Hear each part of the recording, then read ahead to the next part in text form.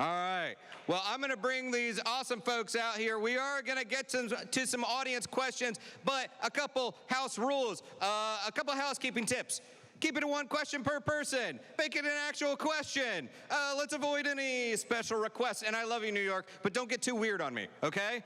It's just my requests. All right, so without further ado, I want you to make a lot of noise. Of course, you know her as Lois Lane from Lois and Clark. Make some noise for Teri Hatcher!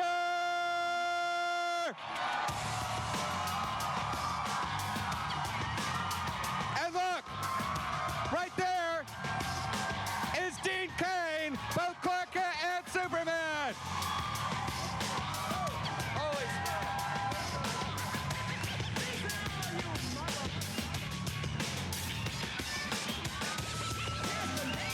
Wow!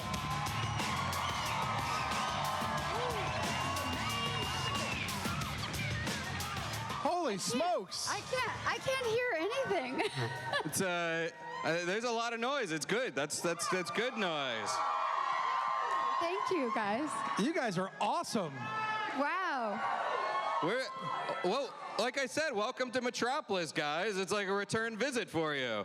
We're happy to have you both here on stage together. This is very exciting. Yeah, that's great. We're happy to be here.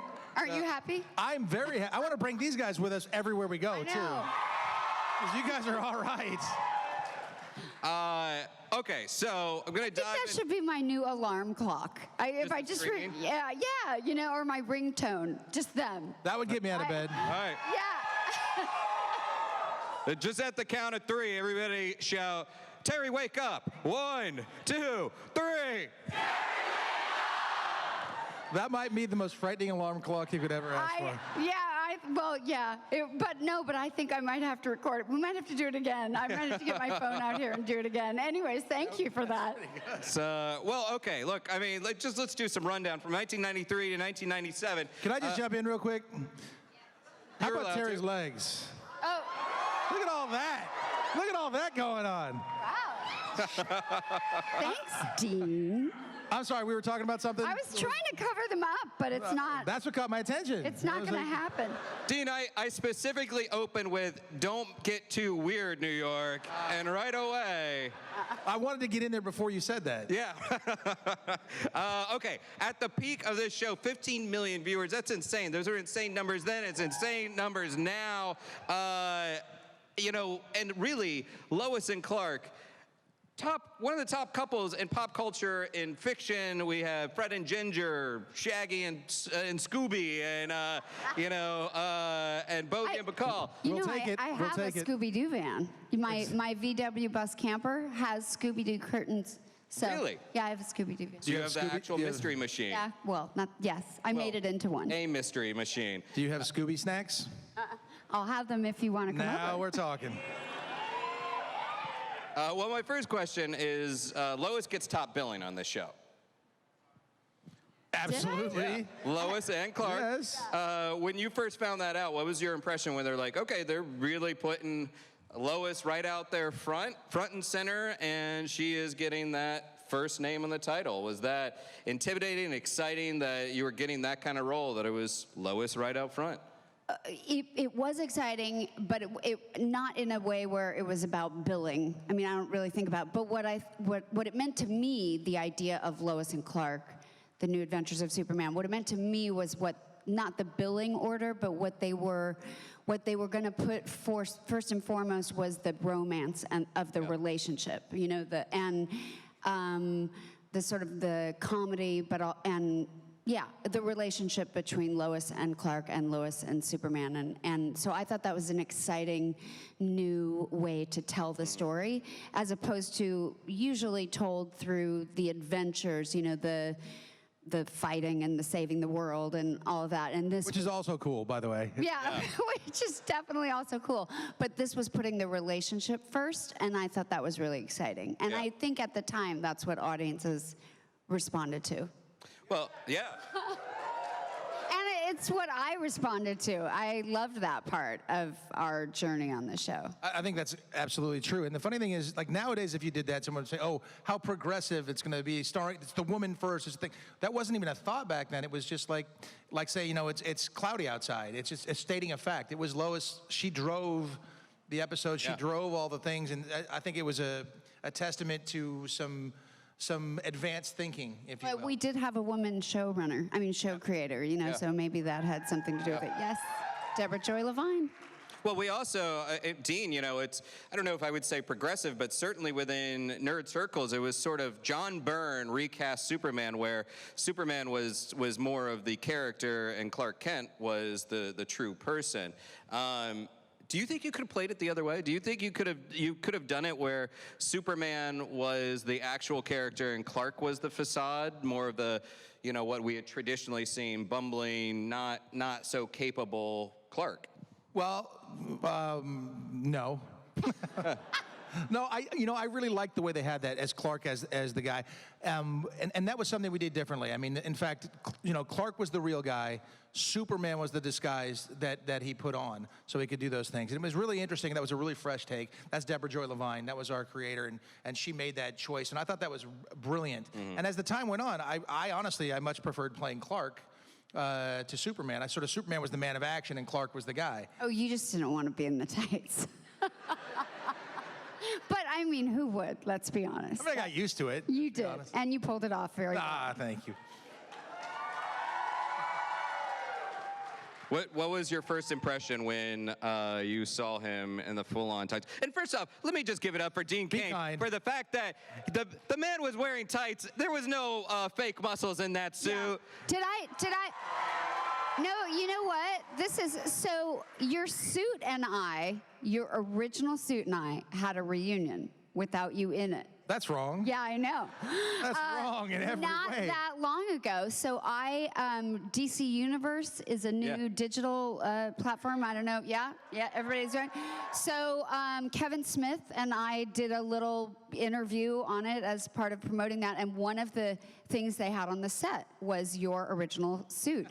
And I remember I went and looked at it just on a mannequin. And the first thing I said to Kevin was, you got to give Dean props because he wore that and pulled that off before anybody was doing all that fancy, plasticky sort of stuff that they wear in the movies now. Yeah.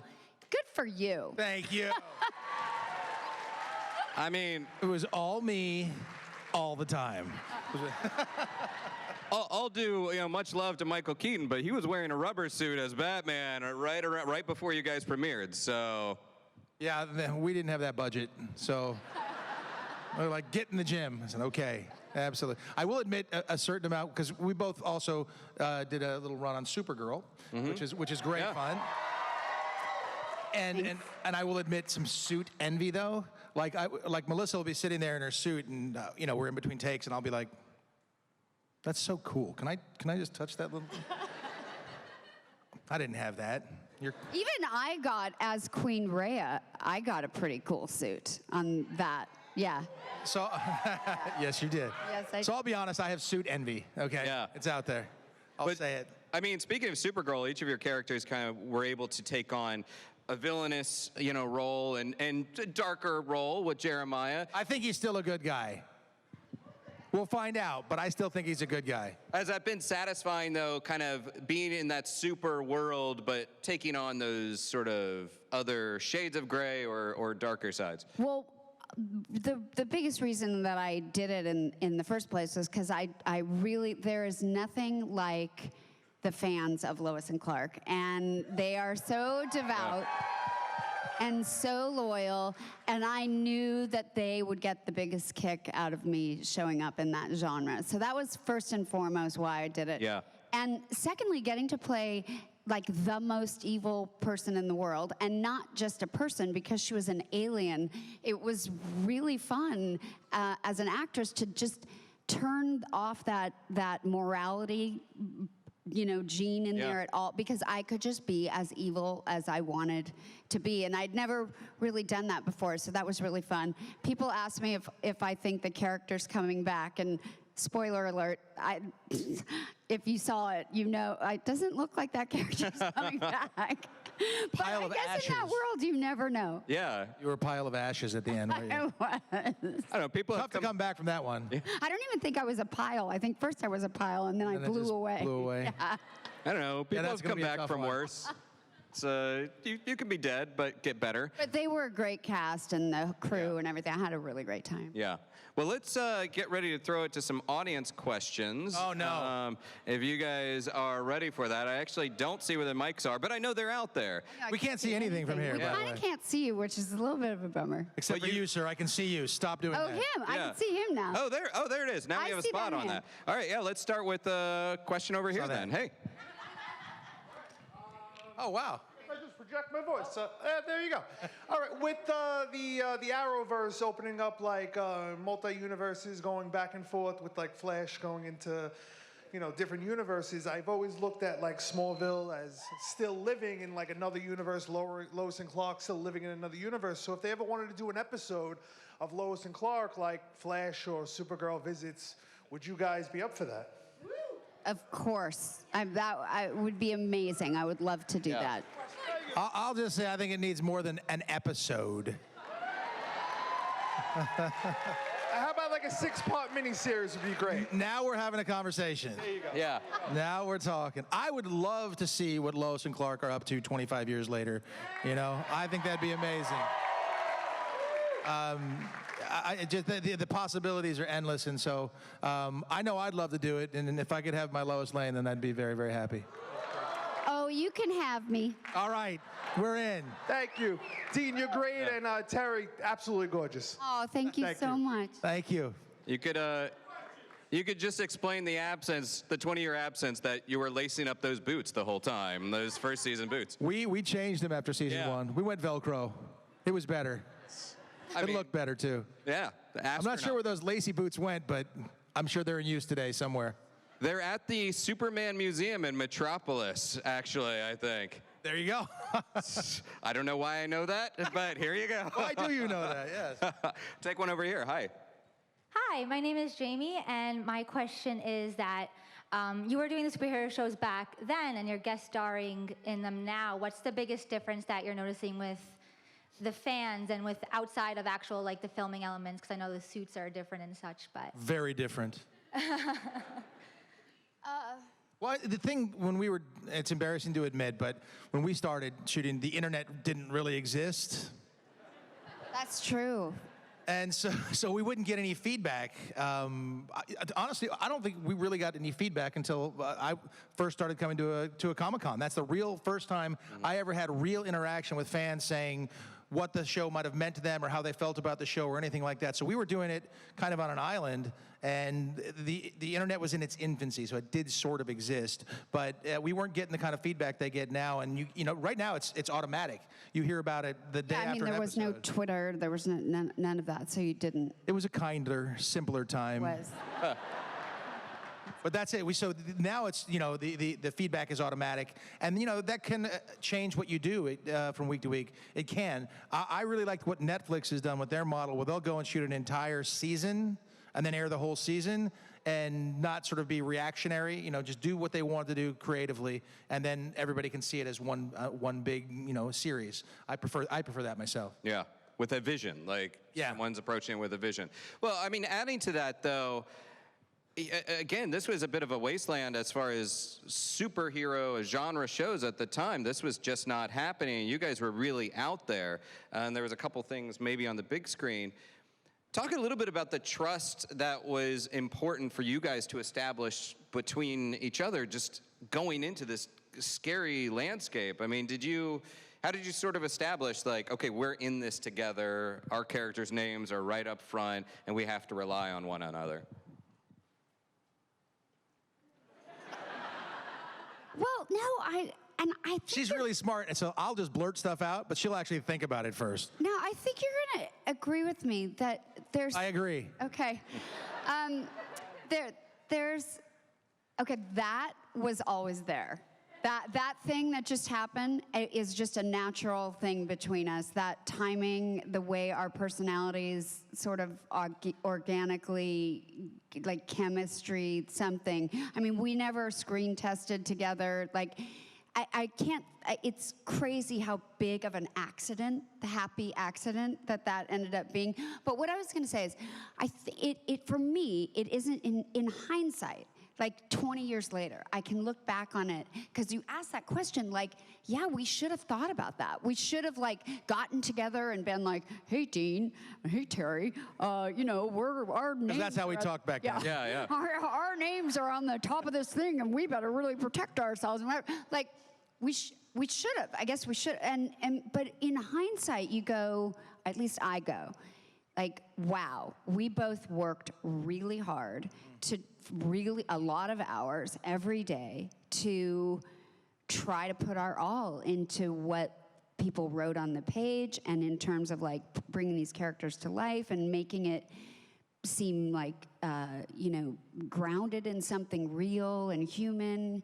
And I don't know. I don't know. But on a day-to-day basis, I guess what I'm saying is I don't think we thought about it that much. No, that's the beauty of being me. I'm not that smart. Yeah. So I didn't have to think about all that stuff. I just kind of went. But this is actually interesting, because even the dynamic here, you know, I think Lois Lane drove the show, and I still think Teri by far is the greatest Lois Lane of all time.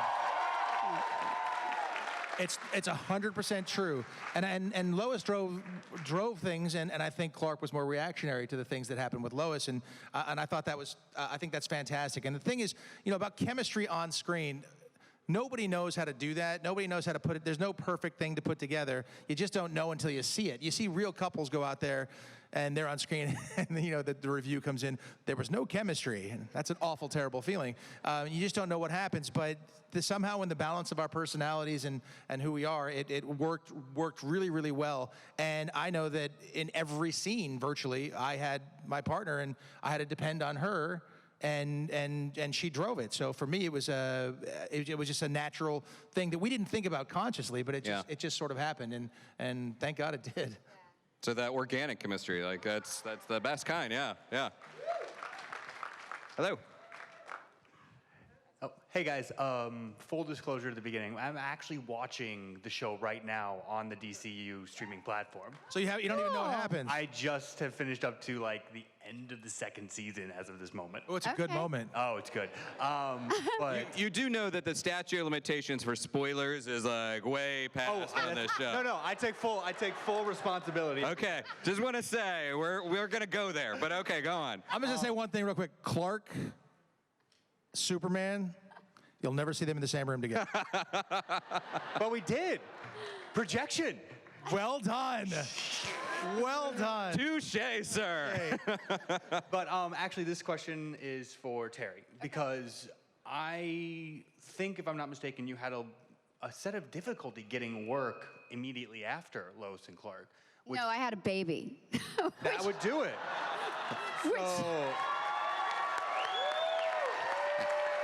And that counts as a lot of work. That was a lot of work. But that's one of these. Yeah. But like, That was a mic drop. You should go.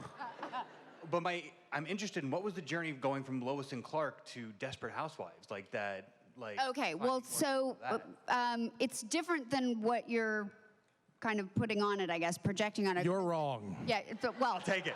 that would be one way to say it. But the truth is, I was 4 months pregnant when the 4th season of Lois and Clark wrapped, and I don't know, you know, I'm sure it is a long story about if that had something to do with why we didn't do a 5th season or whatever. But anyway, when I grew up an only child, and my parents both worked from the time I was like 6 weeks old. I was a latchkey kid, you know, that blah, blah, your whole childhood. But one thing as a mom, really consciously, I did not want to be that kind of parent.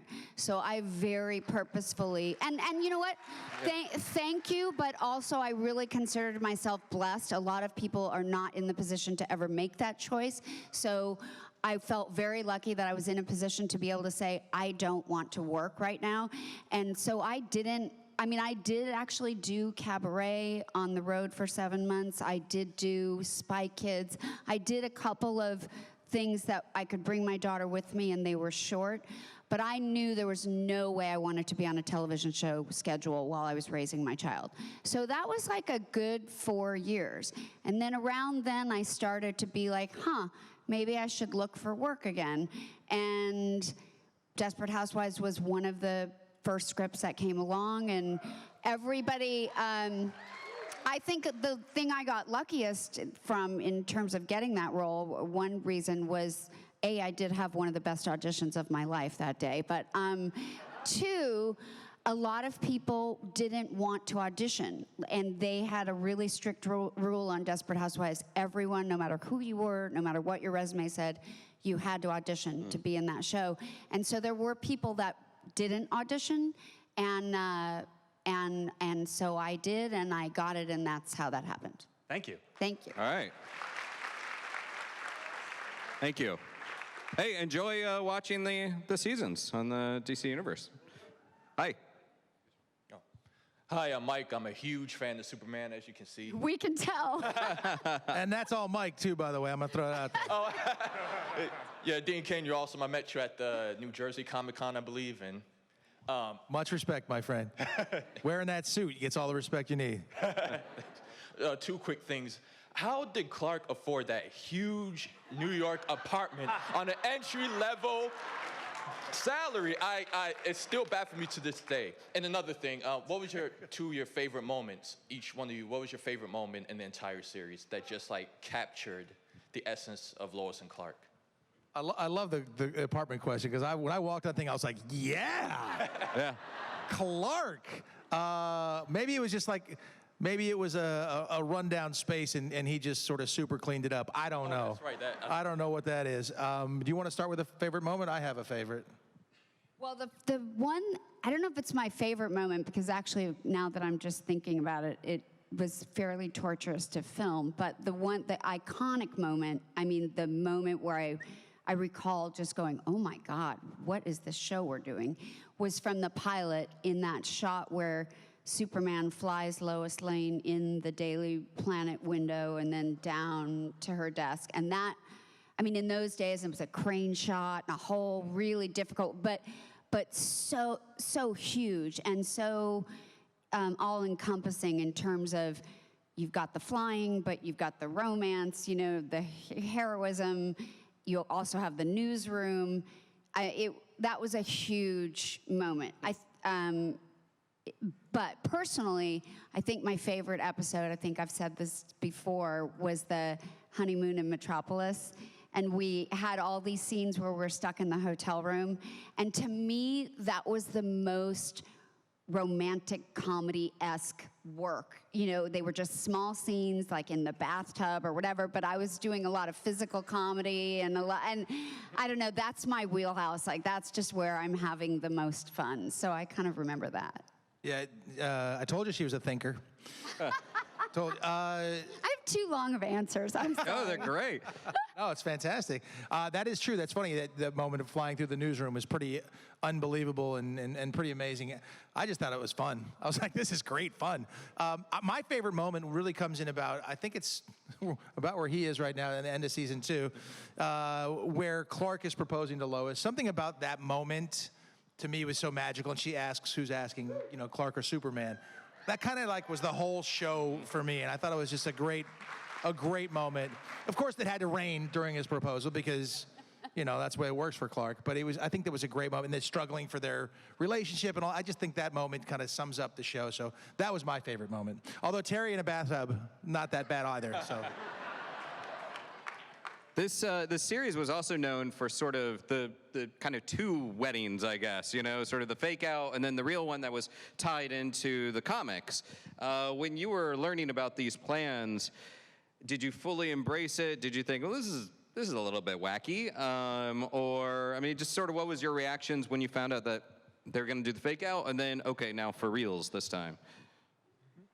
Dun, dun, dun. No, I gotta say, I don't remember.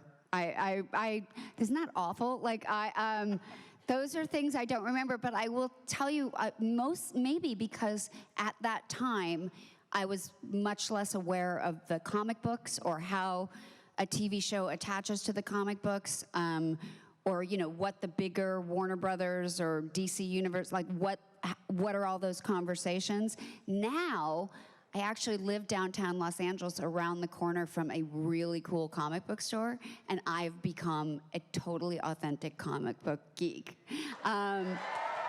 So in the last 2 years, I've become obsessed with Saga, with Paper Girls, with actually this new comic book, Faith. It's a Valiant comic book. So, and many more, I could go on. But I think it's given me educationally like an understanding of the comic book world that I just didn't pay attention to at all at that time. So I don't think I realized they were doing a wedding in the comic book and a wedding. I don't remember knowing that. Well, let me just say on behalf of New York, welcome to the tribe. Thank you. I'm really happy to be in the tribe. I love it. I did this thing called the Wednesday Club on Nerdist.com a couple of weeks ago. I don't know if anybody watches that. And we talked about Saga, and I actually made food on the show too. And I'm into it. I love the comic people. Love it. Love it. I'm one of you. I'd love to see the comic book store that she goes into. The guy's like, hello, welcome. Turns to his buddy, he's like, dude, you know who that is? Don't say anything. You don't say anything. I'm not gonna say anything. Why is she's not buying any Superman stuff? She's buying everything else. What's going on? She doesn't need to buy it. She lived it, man. Well said. When it gets back to the wedding stuff, it wasn't like they were going, Dean, Teri, what do you guys think we should do, where we should take this show? So we weren't able to tell them what we wanted to do. And for me personally, what I had wanted, I didn't want the fake out wedding. I wanted them to get married and start having kids and just explore territory that hadn't been explored. I would have loved to have seen that. From those characters, and that's where I would have loved to see it go. But again, they weren't asking us what was happening. And then, the fake wedding, and then there was frogs and stuff like that, which was just, it got odd, let's be honest. It got a little odd there. That's why I don't remember. Yeah, exactly. I blocked it out. Eating frogs. She's like, no, gone. But I was really happy when they did get married, and I thought, people say, oh, that kills the show. I disagree. I think that would have made, they could have tried to break new ground and do more stuff with them as a married couple. And like I said, again, I'd love to see where they are now, 25 years later, and as a married couple, and a couple little Earth Kryptonian kids running around. Yeah. Let's do it. Hey, Ruby, what's your question? Hey, Aaron. Hey, Dean. Hello, Ruby. I helped this man get married. I'm gonna throw it out there. And it's not what you're thinking. What are you thinking? I helped him propose. There we go. Oh, that's so nice. And they're still married, right? You are still married, right? Yes, Dean. Okay, Thank you for talking about my wife. Sorry about that. Anyways, on the final episode, there was a mysterious baby at the doorstep. So let's push this further. Where do you see Lois and Clark and the baby 25 years from now? Is the baby a hero? Is Clark, Superman, still in action? Is Lois editor in Daily Planet? Where do you see? I could see the baby having been sort of a Kryptonian child or something, and they had to let that child go back to wherever it was. I can see them having a couple of crypto Earth kids themselves who are maybe teenager-y now. Because I have a kid who's 18 now, and Teri's got a college student. So we've been through that sort of parenthood stuff in our real life. And I think, Lois Lane's probably mayor of Metropolis, running stuff. Yeah. Clark's still pushing paper and pencil, the Daily Planet, and trying to get stories. But I could see that. I could definitely see that happening. That's where I'd like to see him. Yeah, I think both of us have independently explored, in pretty serious ways. I'm trying to figure out what the story would be and if anybody would do the reboot. And I feel like I know you. I got as far as, some people at Warner Brothers and whatever, and it's a complicated sell, I guess, because they have their own plan for all of their superheroes. You know what I mean? And it's like, how many movies are they doing? And who's playing Superman?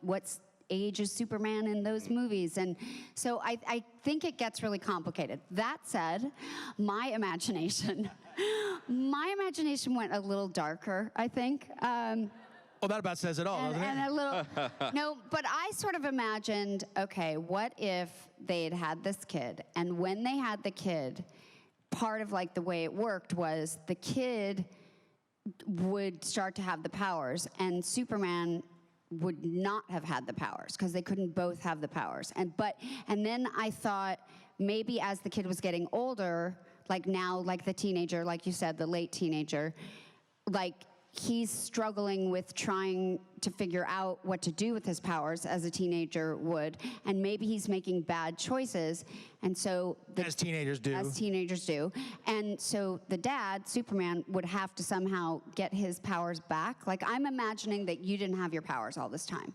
and then I was mostly thinking about a marriage where you stay together, like that the marriage dynamic was difficult. That when you didn't have your powers and Lois was working, that like was emasculating and not great and struggling. I know, right? I know. But stay with me. Then. Wow. Yeah, I told you it was dark. But then, so once the kid is like out of the picture, then Lois and Clark really have to figure out, should we stay married? Like, do you stay in a marriage? And then Lois has to help Clark get his powers back so that he can help his son be a better person. That was kind of where I was going.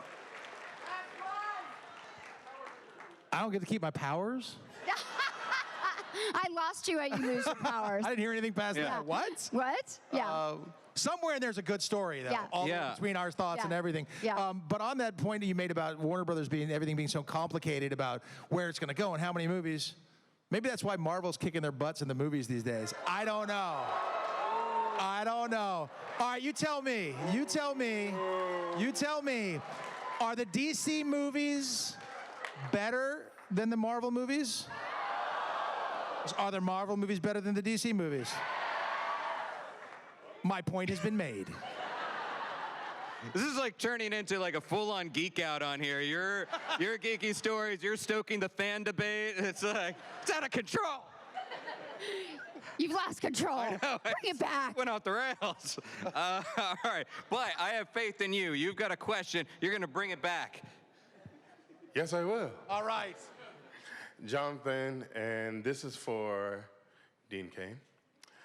My question is, so you've done Lois and Clark, and you also did Hit the Floor. You got lucky with Teri Hatcher and Kimberly Ellis. If you were the person to pick Lois Lane, who would it be between Teri Hatcher and Kimberly Ellis? I don't know that that's really bringing it back, by the way.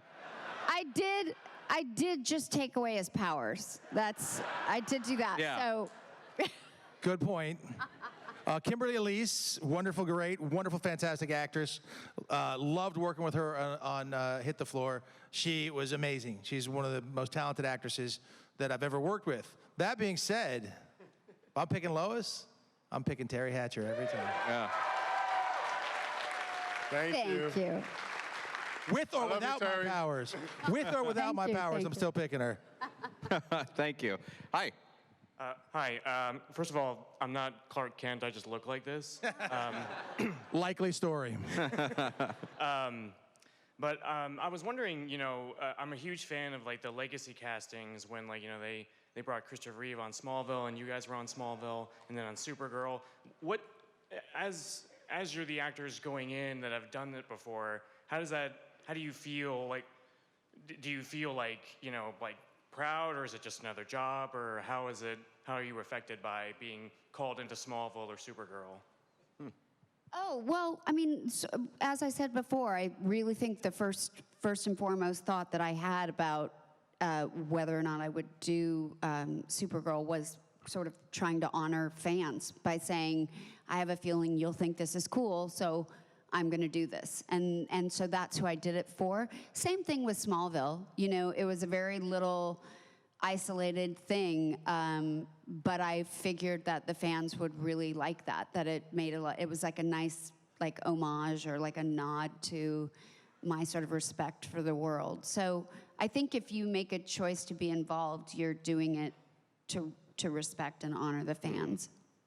Yeah, agreed. I love being part of that whole world and that universe. A lot of people who've played a character that is pretty iconic, actors will say, you know, don't call me Joey from Friends, although he was pretty good. You know, and you know you're still going to be like, Joey. You do that, and that's what happens. And but being part of that, you know, when Christopher Reeve went and he went on Smallville, I think that was sort of the linchpin of saying, okay, well, if my Superman's going to go and do this, I certainly want to be a part of that, and I think he set the standard for that. And I love to embrace being part of that world because just like anybody else out there, I'm a fan of it, so I enjoy it. I get a kick out of seeing Linda Carter play the president and things like that. I think it's great fun. So I think we probably enjoy it as much as, maybe not quite as much as, but just a little bit less than fans might. Yeah. Well, I mean, and within your show, obviously Lois and Clark, there's a lot of lifting that you guys have to do, but the show really came alive with the other characters on it as well, such as Lane Smith or John Shea, and I just want, you know, I want you guys to talk a little bit about them and other folks on the cast that just sort of really fleshed out this world and how they contributed to, you know, the overall show. I just want to talk about Teri. Can we just talk about Teri? No, let's stop talking about Teri. I mean, everybody was amazing, and it didn't matter how big or small. No, we had amazing people. I mean, Lane Smith was just... was a legend, and really rest in peace, Lane. He But- was fantastic as Perry White. He was amazing. But every single character made the whole. You know, like there was no weak link in it. Yeah. It was also really fun to have Ma and Pa Kent. Oh, I love them. I loved having them around for a nice sense of, you know. I mean, they're just so perfect. I can't. Phenomenal. When I think of those characters, I can't not picture them. Yeah. Yeah. Same. Yeah. I don't picture Kevin Costner. No offense. By the way, why didn't Superman save him right then? Seriously. That made me so mad. I would have saved him. I'm throwing it out there. I would have saved him. But Ma and Pa Kent being there and being sort of, you know, as any parent would do, you know, taking care of their kids. I remember, you know, being pulled by the ear by Kay Callan into the room, and she was berating me. But that sort of stuff made it so much fun. And I think, you know, all the characters were fantastic, and to be in that world, they did a great job. And certainly it wouldn't have been, without everybody being fantastic, it wouldn't have been that wonderful a world, and it was great. Yeah, and they really imbued like everybody together, imbued this series with like optimism, like, you know, some hope and optimism, which I think is, you know, I happen to like in my Superman. So I happen to feel the same way. And so do 5 of those people out there. Take a question over here. Hey. Hi, Teri. Hi, Dean. Hi. Hi, I'm Brian. So I grew up watching Lois and Clark, and it was one of my favorite shows as a kid. And you guys are really my Superman and Lois Lane for my whole life, basically. So my question is actually, though, about Supergirl. So kind of following off of Clark Kent's question over there just now, sort of kind of embellishing on it a bit, I guess you guys got to work with, you know, these fresh faces. They're doing a really great job portraying the Superman, Supergirl universe, mostly Supergirl. So as characters and as actors, I guess they sort of probably looked up to you guys as mentors in a way. I mean, you guys and the Wonder Woman and Supergirl, all the old cast members. Don't say old.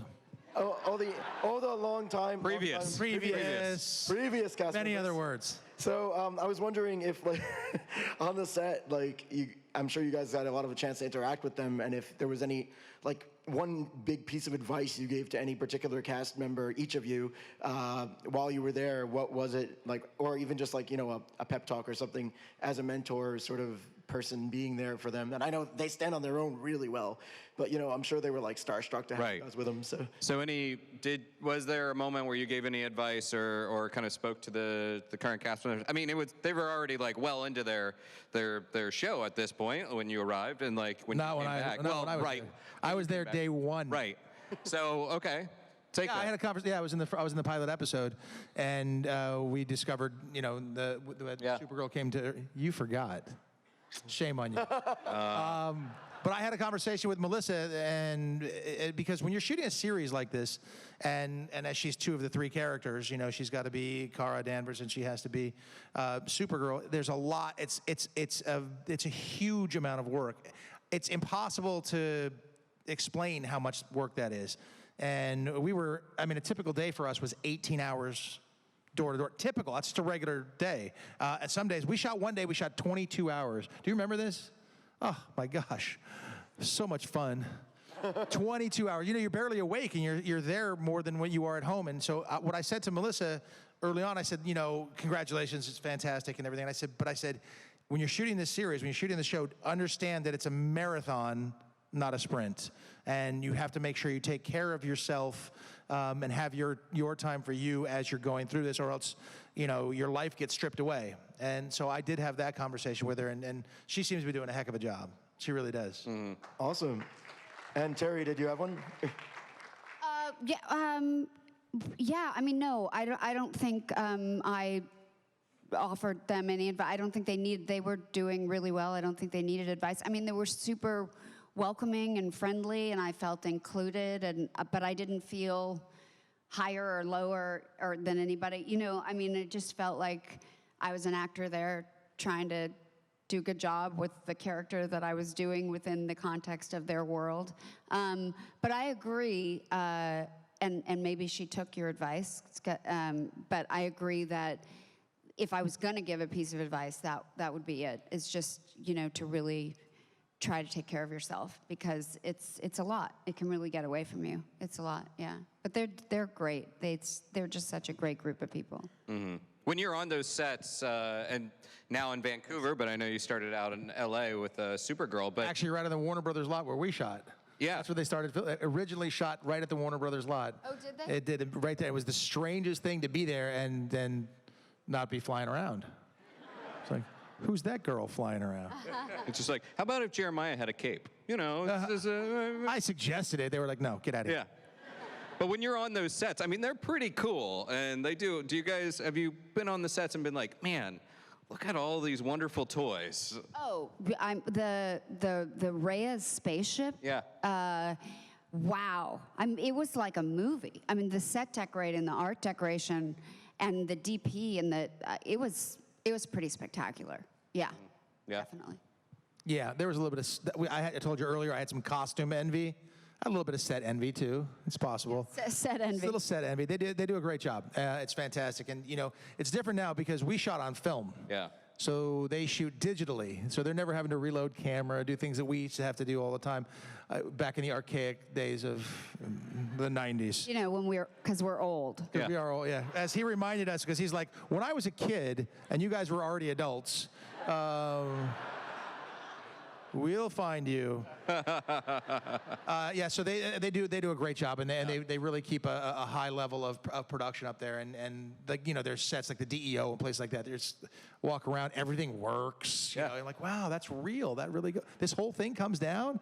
Wow, we didn't have that. Like little we had iPads 6 guys in the doors. It was cool though. It's a great set. They're doing a great job.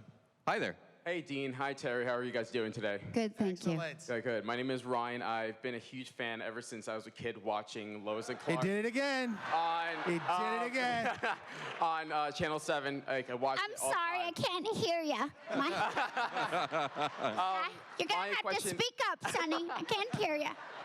My question is, if there was one comic book superhero that you would play today, Marvel or DC, which character would you guys like to play today?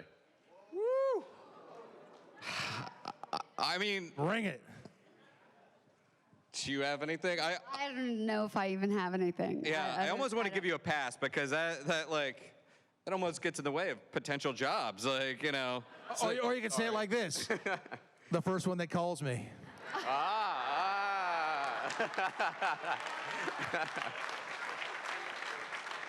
Good answer. I will say though, I really like the first Captain America when they went back in the 50s and that whole thing. That was amazing. I really loved it. Maybe because I'm a history guy and I really loved it. But I saw the film and I was like, dang it, like to be in that one.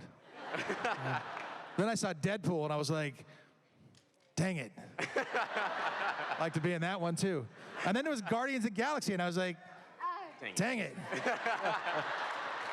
Who's this Chris Pratt guy? He's awesome. They're fantastic. So, you know, the next one that calls. Yeah. All right. Hi. Hi, my name is Viviana. My question is, during one of the episodes of Lois and Clark, Clark was helping Lois pick a question to ask their president. So I'm actually going to ask you the same question, which is, if in baseball, what position would you play and why? Oh, okay, good. Yes, thank you. Yeah. What?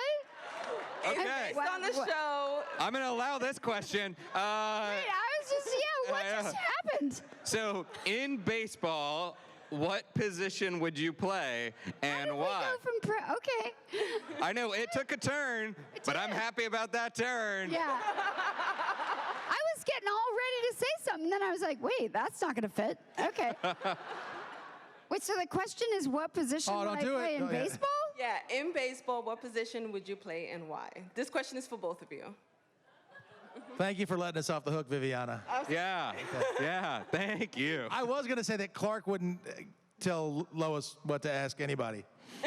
I think she'd come up with on her own. But I'm going to jump into the baseball thing. Yeah, go right ahead. That sounds like a good idea. I played baseball for a long time. I enjoyed. not. There you go. And I enjoyed playing it. I did a show called Clubhouse for a while where I played third base. I don't have the arm to make that throw from third base anymore, so I'm not going to play that. But I would probably play center field, which is a lot like what I played as a football player, as a free safety. So I'd take center field, so I could be out there by myself, just kind of going. I'm going to go with that. Isn't there a position where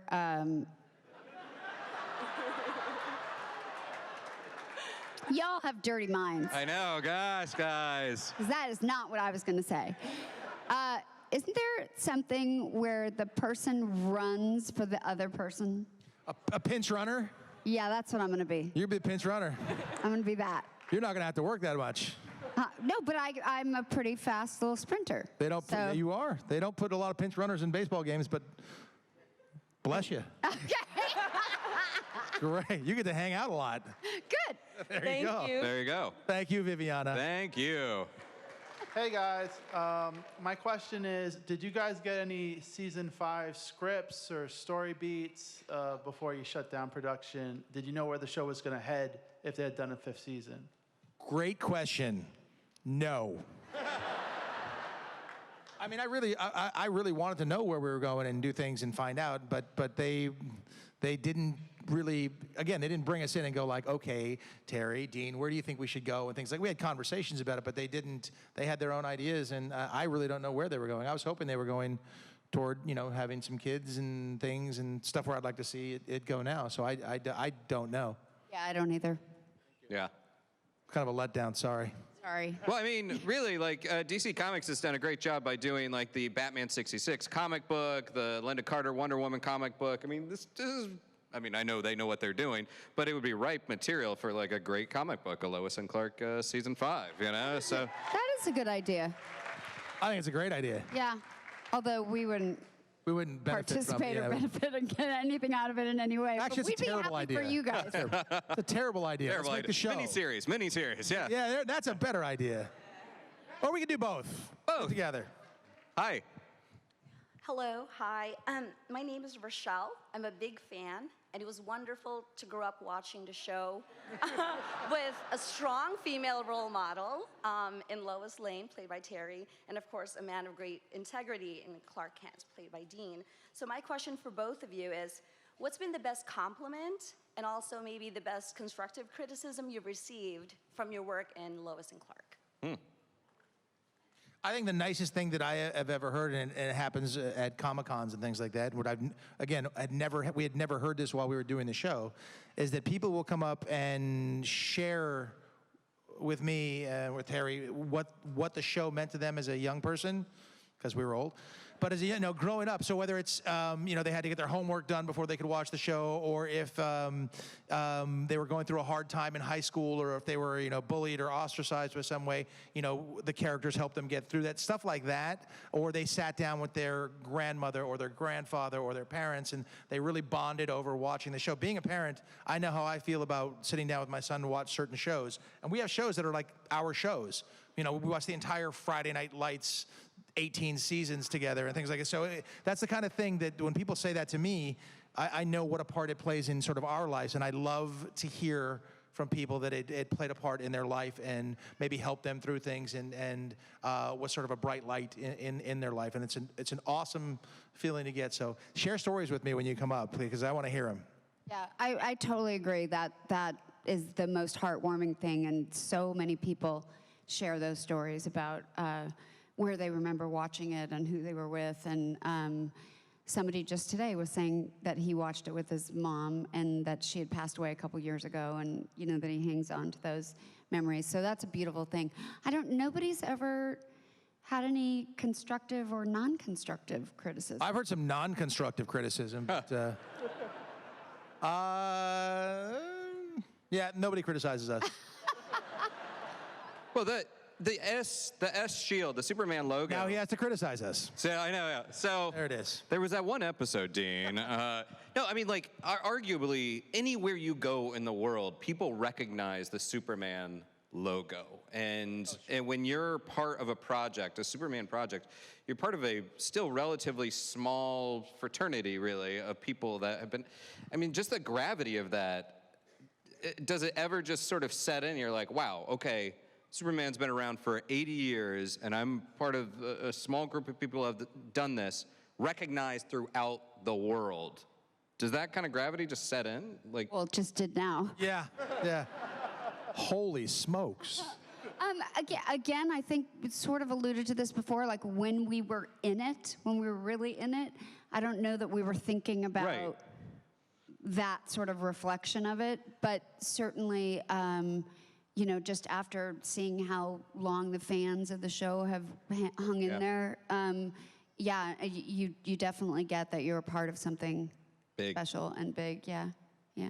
Which is pretty cool. I like it. What's weird is that you forget that it's worldwide, or these things happen worldwide. I was in China, like in the middle of nowhere, China. I was walking down the street, the guy's like, Superman. I was like, whoa, that's awesome. That kind of a thing just catches you by surprise. Yeah. Whoa. So I think that's great when that does happen, and you forget how many people can see stuff. I did a Chinese accent. I did my best for it. I'm Japanese. I can do that. That doesn't make any sense, does it? No, but it's great to be able to be a part of that thing, and it's much bigger than obviously us, and the numbers of people who have played the roles is constantly expanding. They're doing more and more, and I think it's I love it. It's something that I love to be associated with. Happy to do so forever. The great growth of that is that there's all these incredible actors that bring their own very unique spin to it and sort of bring it alive in a whole new way when you go see whatever that that format is of it. So it's great to be a part. It doesn't mean you're a bigger part or smaller part. You know what I mean? Right. Like each one is different, and that's great. Yeah. Except that we were a bigger part. You were the bigger part. Yeah. We were a very big part. Okay, we only have time for, I think, probably one more question. So I'm going to... Ultra Woman. Yes. Oh, look at hi. that. Wow. You look great. Costume. That's amazing. You look amazing. Is that as hard to wear? I remember it being sort of hard to wear. Welcome to my world. Yeah, I know. So what's your question? Sorry, I had to say it. Hi guys, I want you to know I was your age watching your show, so I didn't grow up watching you. Had the full-on crush, Teri, so Awesome. And you are not old, sir. Oh, I mean, but we're I didn't grow up watching you. I watched you with you, so. Yes. How did you guys feel when you first saw the script where they were portraying Lois Lane as the dumbest woman in the universe, Clark Kent, Superman? Because when I saw it, it was hilarious because really you didn't think about it until you drove the point home on the show, and I'm just like, Wow. Ooh. I thought it was pretty funny. Well, it was Tempest that said that. He was like, right, he had the glass on. He's like, duh, right? That was a good moment. I think it was funny. But again, for us, Clark was the guy, and the actual disguise was Superman. So that'd be a tough one to do, you know, to do the reverse. I'm not even going to try it.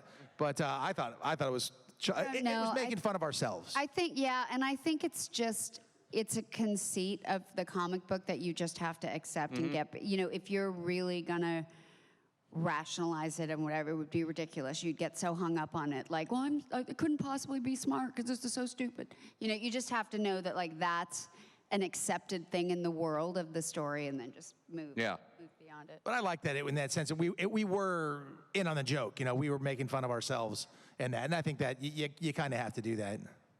And thank you very much for both being here this weekend. Oh, thank you. So happy Thank to you all be for here. coming, too. Yeah, Seriously.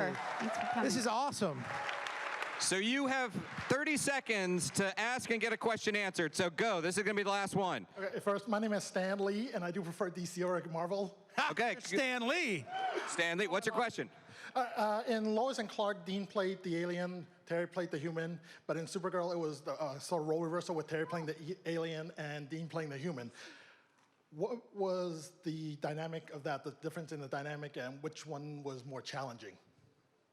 Totally different. Do we have to answer quickly too? Yes. Well, you can take your 10 time. seconds, 5 seconds. Okay, no. Go, Teri. Totally different. But as I said before, Rhea was the first time that I thought, oh, I don't have to think of this person as a human. I don't have to give this person human morality. She can just be whatever, because who knows where she came from. And yeah, so to not be sort of grounded in what my expectations of a human being's behavior would be was really fun. And for playing Jeremiah Danvers, I was just bummed that I couldn't fly. So I was really happy when I got like a bionic arm. I thought that was great. So I got some powers back. We'll see what happens. I'm still alive on the show, so we'll see what happens. He's got time to learn how to fly. He can fly. So, New York Comic Con, on that note, this was a heck of a lot of fun. Please give it up for Teri Hatcher and Dean Cain!